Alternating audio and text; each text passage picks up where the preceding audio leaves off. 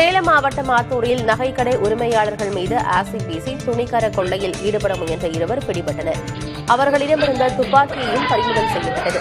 ஆத்தூர் கடைவீதி பகுதியில் நகைக்கடை வைத்திருப்பவர் வைத்தீஸ்வரன். இவரது கடைக்கு இரவு நேரத்தில் 2 பேர் நகை வாங்குவது போல வந்துள்ளனர்.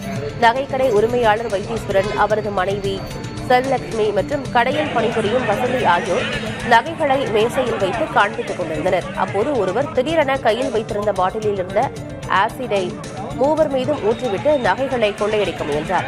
சுதாரித்துக் கொண்ட கடை உரிமையாளர் வைத்தீஸ்வரன் நகைகளை பிடுங்கிய போது ஆசிட் ஊற்றியும் துப்பாக்கியை காட்டியும் மிரட்டி இருவரும் தப்பியோட முயன்றனர். அதில் ஒருவரை கடை உரிமையாளர் மடக்கி பிடித்தார். மற்றொரு நபர் கடைவீதி வழியாக தப்பி ஓடும்போது அந்த பகுதி மக்கள் விரட்டிச் சென்று 1 கிலோமீட்டர் தூரத்தில் மடக்கி பிடித்தனர். இதையடுத்து இருவரும் காவல் நிலையத்தில் ஒப்படைக்கப்பட்டனர்.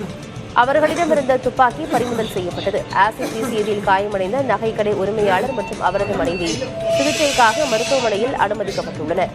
நகைக்கடையில் நடந்த இந்த துணிக்கர கொள்ளை முயற்சியின் CCTV காட்சியும் வெளியாகியுள்ளது.